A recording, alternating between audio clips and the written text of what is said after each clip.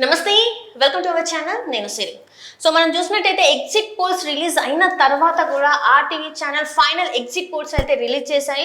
ఇక్కడ ఇప్పుడు final exit polls ఎలా ఉన్నాయి ఏంటి అనేది మనకి వివరించడానికి మనతో పాటు ఉన్నారు ప్రముఖ సీనియర్ జర్నలిస్ట్ జగదేవ్ గారు. నమస్కారం సార్. నమస్తే సార్. మనం ఎగ్జిట్ పోల్స్ అయితే చూసాము ఎలా వచ్చాయి ఏంటి అనేది. అయితే ఇప్పుడు ఆర్టీవీ మళ్ళీ ఒక ఫైనల్ ఎగ్జిట్ పోల్స్ అని చెప్పేసి రిలీజ్ చేశాయి. సో మరి కూటమికి ఎన్ని సీట్స్, వైసీపీకి ఎన్ని అండ్ ఇతరుల కాంగ్రెస్కి ఎన్ని అనేది అయితే మనకి చెప్తున్నారు. సో ఎలా ఉండబోతుందంట నిజంగా, మరి ఇదే ఫైనల్ అంటారా మరి ఎలా? ఎగ్జిట్ పోల్స్ అనేవి ఆల్మోస్ట్ ఆల్ రిజల్ట్స్కి దగ్గరగా ఉంటాయని చాలా సందర్భాల్లో మనం మాట్లాడుకున్నాం. అయితే ఆర్టీవీ అనగానే అందరికీ ఫస్ట్ గుర్తొచ్చేది రవిప్రకాష్ గారు. సో రవిప్రకాష్ గారు తన వినూత్నమైన ప్రజెంటేషన్, ఆయన ఇప్పుడు కూడా కాదు, మొదట ఇంతకుముందు వేరే ఒక ఫేమస్ ఛానల్లో చేసేటప్పుడు కూడా ఛానల్ పేరు అనగానే రవిప్రకాష్ గారి పేరు చెప్పేవారు. అంటే అంత ఆయన ప్రజెంటేషన్లో కానీ ఆయన క్యాలిక్యులేషన్స్లో కానీ అంత డిఫరెంట్గా వినూత్నంగా చెప్పేవారు. సో ఇప్పుడు కూడా RTV exit polls digital channel, I think so, ఆ డిజిటల్ ఛానల్ సందర్భంగా వేదికగా ఆయన ఎన్నికలకు పోలింగ్ ముందు కూడా ఒక సర్వే చేశారు. ఆ సర్వేలో కూడా చాలా విస్తుపోయే అంశాలు అప్పుడే చెప్పడం జరిగింది. ఏదైతే రాయలసీమలో ఎక్కువగా వైసీపీకి కంచుకోటగా అనుకున్నారో, రాయలసీమ ఉమ్మడి 4 జిల్లాలకు కూడా కలిపి 52 నియోజకవర్గాలకు కూడా లాస్ట్ టైం 49 నియోజకవర్గాల్లో వైసీపీ జయకేతనం ఎగురవేసింది. అయితే 2 మిస్ అయ్యాయి.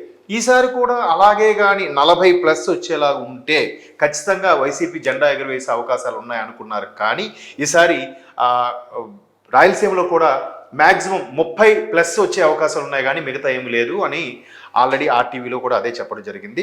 ఫేమస్గా ఉండి ఎవరెవరైతే మంత్రుల స్థాయిలో ఉన్నారో, లేదంటే వైసీపీలో టాప్ 10 లిస్ట్ పొజిషన్ తీసుకుంటే ఎవరైతే బడా నేతలు ఉన్నారో వాళ్ళందరూ కూడా అందులో కొంతమంది మ్యాక్సిమం 50% వరకు ఓడిపోయే ఛాన్సెస్ ఉన్నాయని కూడా ఆర్టీవీ వేదికగా రవిప్రకాష్ గారు చెప్పిన సర్వేలో కూడా మనం చూసాం.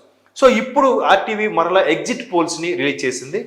మొన్న 1వ తేదీ సాయంత్రం చాలా వరకు నేషనల్ ఛానల్స్ అన్ని కూడా ఎగ్జిట్ పోల్స్ ఇచ్చాయి. ఇస్తూనే ఎట్లా ఇచ్చాయంటే లోక్సభ స్థానాల వరకు ఇచ్చాయి, కానీ అసెంబ్లీ స్థానాలు ఇవ్వలేదు. లేట్గా ఆఫ్టర్ 9 తర్వాత ఇప్పుడు రిలీజ్ చేసాయి. ఇంక కొన్ని ఇండియా టుడే లాంటివి అయితే నెక్స్ట్ డే సండే ఎప్పుడు రిలీజ్ చేయడం జరిగింది.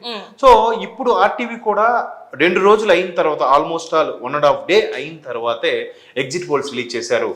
ఏదైతే సర్వేలో ముందు చెప్పారో సుమారుగా కూటమికి 130 to 140 వరకు వచ్చే ఛాన్సెస్ ఉన్నాయి. అలాగే వైసీపీకి 30 to 40 మధ్యలో వచ్చే ఛాన్సెస్ ఉన్నాయి.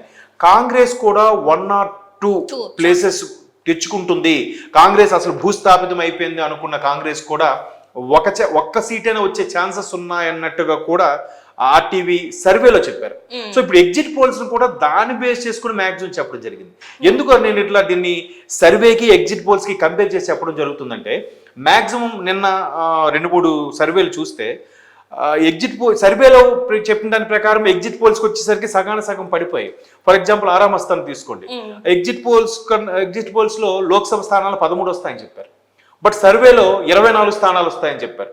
ఒకటే అదర్స్ కూటమి కానీ అదర్స్ కానీ వచ్చే ఛాన్సెస్ ఉన్నాయని కూడా చెప్పారు. సో సగానికి సగం పడిపోయింది. బట్ ఇక్కడ మాత్రం ఏదైతే సర్వేలో చెప్పారో ఎగ్జిట్ పోల్స్ కూడా మ్యాక్సిమం ఇదే చెప్పారు.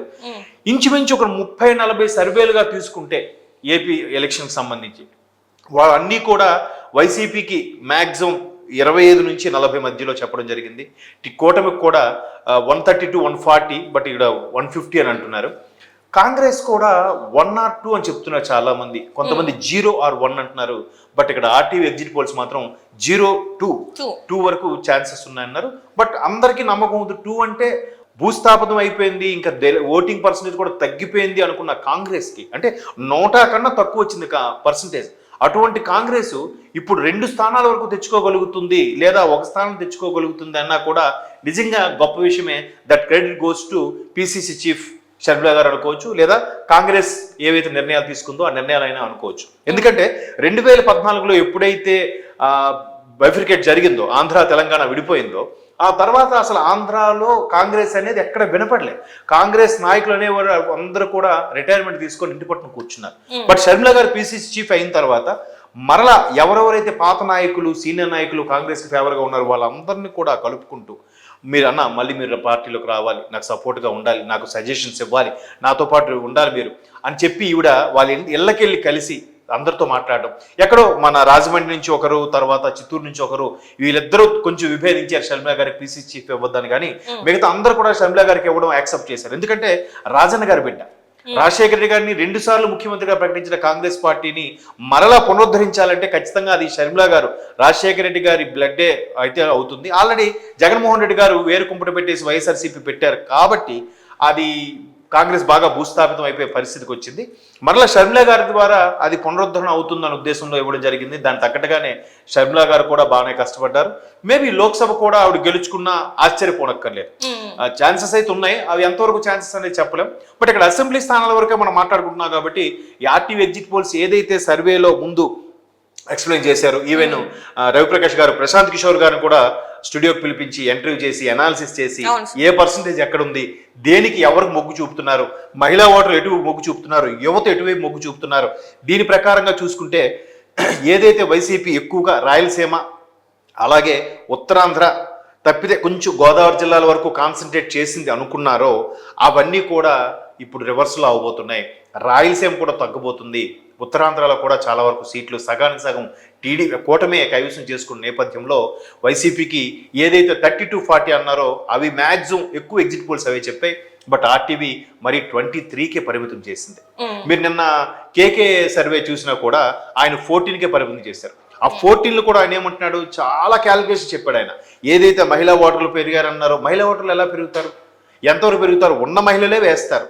అది కూడా చాలా వరకు కొన్ని ఇబ్బందికర పరిస్థితుల వల్ల మహిళలు వేశారు, కానీ బయట నుంచి వచ్చే వాళ్ళ వల్లే పర్సంటేజ్ పెరిగింది అన్నట్టు కూడా కేకే గారు చెప్పారు. ఆయన అయితే మరి 14 వైసీపీ గెలుచుకునే అవకాశం అని చెప్పారు. ఇక్కడ ఈయన 23 వైసీపీ ఇస్తూ ఆర్టీవీ ఎగ్జిట్ పోల్స్ లో కొన్ని రీజన్స్ చెప్పారు. ఫస్ట్ది ప్రభుత్వ అభివృద్ధికి సంబంధించి ఏమీ లేదని.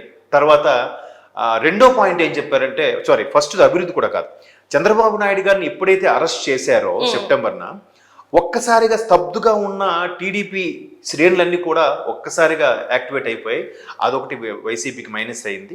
తర్వాత ఈ ల్యాండ్ యాక్ట్ ఏదైతే ఉందో భూములు మావైనా కూడా వాళ్ళ దగ్గర పత్రాలన్నీ పెట్టుకుంటారు అనేది కూడా జనాల్లోకి ఇది కొంచెం నెగిటివ్ గా కూడా వెళ్ళింది. అదొకటి యాక్ట్. నెక్స్ట్ రోడ్లు చాలా అధ్వానంగా ఉన్నాయనేది ఒకటి, అంటే అభివృద్ధి లేదని.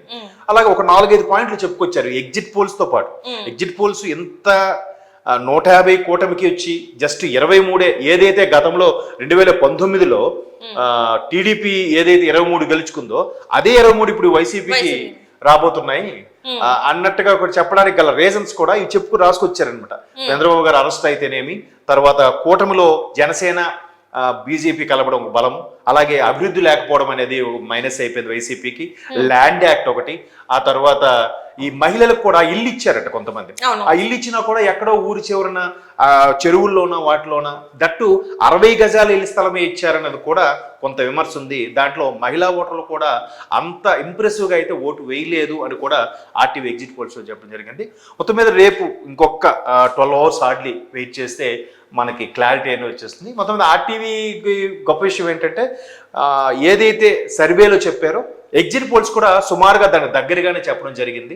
ఓవరాల్ గా మీరు ఇంత పక్కాగా సర్వేని ఎగ్జిట్ పోల్స్ కంపేర్ చేసి చెప్పారు కాబట్టి మాక్సిమం వాస్తవం అవ్వచ్చు అని అనుకుంటున్నాను. Right sir, right. Thank you so much. Thank you.